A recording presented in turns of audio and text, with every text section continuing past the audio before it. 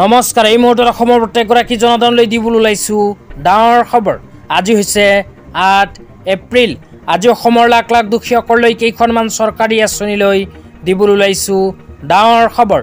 তো যিসকল মানুহে ভিডিঅ'টোত ক্লিক কৰিছে অনুগ্ৰহ কৰি ভিডিঅ'টো স্কিপ নকৰি প্ৰথমৰ পৰা শেষলৈ চাই থাকিব, কিয়নো এইটো ভিডিঅ'ৰ মাজত চৰকাৰী ঘৰৰ পৰা আৰম্ভ কৰি এছএইচজি গোটৰ মহিলাসকলক 10,000 টকা চেক বিতৰণক লৈ কেইখনমান গুৰুত্বপূৰ্ণ খবৰ আপোনালোকক প্ৰদান কৰিম। অনুগ্ৰহ কৰি ভিডিঅ'টো স্কিপ নকৰি প্ৰথমৰ পৰা শেষলৈ চাই থাকিব। লগতে মোৰ চেনেলত নতুন হ'লে প্লিজ চেনেলটো ছাবস্ক্ৰাইব কৰি মোৰ লগত থাকিব। তো বলক ভিডিঅ'টো আৰম্ভ কৰি আজিৰ প্ৰথমটো গুৰুত্বপূৰ্ণ খবৰৰ বিষয়ে বিস্তাৰিত জানি লওক। আজিৰ প্ৰথমটো গুৰুত্বপূৰ্ণ খবৰ হ'ল চৰকাৰী ঘৰৰ আবেদন সম্পৰ্কে। তো আপোনালোকে মোবাইল স্ক্ৰীনত চাব পাৰিছে প্ৰধানমন্ত্ৰী আৱাস যোজনা গ্ৰামীণৰ চৰকাৰী ঘৰৰ নতুন আবেদন অসম চৰকাৰে ইতিমধ্যে আৰম্ভ কৰিছে। তো আপোনালোকে যদি এতিয়ালৈকে নিজৰ নামখন চৰকাৰী ঘৰত অন্তৰ্ভুক্ত কৰিব পৰা নাই তেন্তে অতি শীঘ্ৰেই কৰি লওক আবেদন। তো আবেদন কেনেকৈ কৰিব সেয়াও জনাই দিছোঁ। তো আপোনালোকে যদি চৰকাৰী ঘৰত নতুনকৈ আবেদন কৰিব বিচাৰে তেন্তে অতি সোনকালে নিজৰ পঞ্চায়তত গৈ যোগাযোগ কৰক। তো আপোনালোকে নিজৰ পঞ্চায়তৰ সহায়তে চৰকাৰী ঘৰৰ নতুন জিঅ' টেগিং কৰি চৰকাৰী ঘৰত নিজৰ নামখন অন্তৰ্ভুক্ত কৰিব পাৰিব।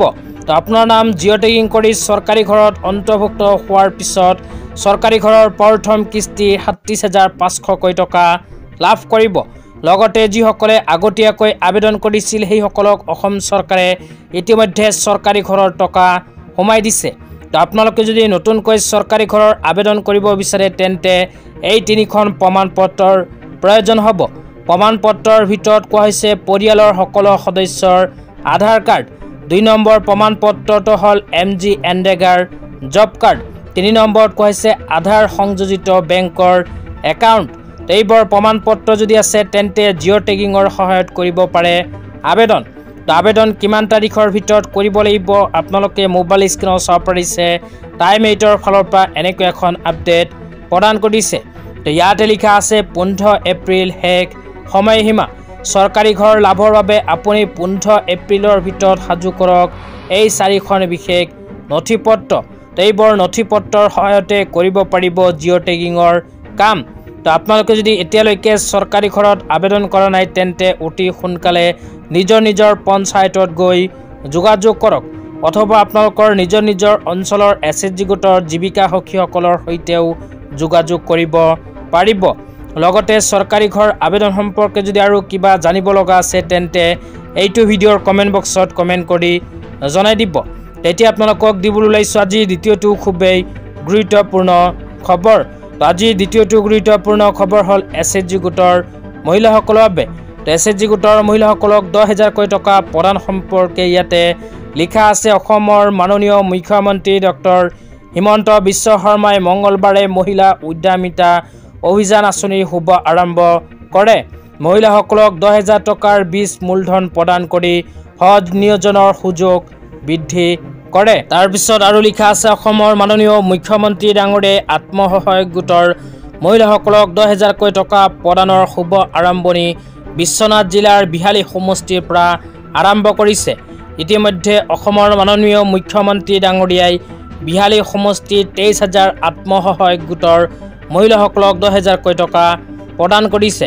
তাৰপিছত লিখা আছে এই আঁচনিৰ জৰিয়তে ৰাজ্য চৰকাৰে প্ৰথম বছৰ বীজ মূলধন হিচাপে 10,000 টকা প্ৰদান কৰিব। দ্বিতীয় বছৰত বীজ মূলধন হিচাপে আকৌ 25,000 টকা প্ৰদান কৰিব। ইয়াৰ লগতে তৃতীয় বছৰত 50,000 টকাৰ আৰ্থিক সাহায্য প্ৰদান কৰিব। তো যিসকল আত্মসহায়ক গোটৰ মহিলাসকলে প্ৰথম কিস্তি 10,000 টকা পোৱাৰ পিছত সেই 10,000 টকাৰ সদব্যৱহাৰ কৰে তেন্তে সেইসকল মহিলাই আকৌ নেক্সট বছৰত 25,000 টকা লাভ কৰিব। 25,000 টকাৰ লাভ কৰাৰ পিছত আকৌ তৃতীয় বছৰত 50,000 টকা আত্মসহায়ক গোটৰ মহিলাসকলক অসমৰ মাননীয় মুখ্যমন্ত্ৰী ডাঙৰীয়াই প্ৰদান কৰিব। তেতিয়া আপোনালোকক জনাই আছোঁ যিসকল আত্মসহায়ক গোটৰ মহিলাই এতিয়ালৈকে 10,000 টকা চেক পোৱা নাই সেইসকলে কেতিয়া 10,000 টকা চেক লাভ কৰিব। এই বিষয়ত আপোনালোকে মোবাইল স্ক্ৰীনত চাব পাৰিছে চৰকাৰৰ ফালৰ পৰা এনেকৈ এখন আপডেট প্ৰদান কৰিছে। তো ইয়াতে লিখা আছে ডিস্ট্ৰিবিউশন অফ চেক ইন আদাৰ assembly constituency of Assam will be followed in phases. তো ইয়াতে কোৱা অনুযায়ী যিসকল আত্মসহায়ক গোটৰ মহিলাই এতিয়ালৈকে 10,000 টকা চেক পোৱা নাই সেইসকল আত্মসহায়ক গোটৰ মহিলাক অতি শীঘ্ৰে পৰ্যায়ক্ৰমে অসম চৰকাৰে 10,000 টকা চেক প্ৰদান কৰিব। তো আপোনালোকে অতি শীঘ্ৰে 10,000 টকা চেক লাভ কৰিব। আজি ইমানেই ভিডিঅ'টো চাই কেনে পালে নিশ্চয় এইটো ভিডিঅ'ৰ কমেণ্ট বক্সত কমেণ্ট কৰি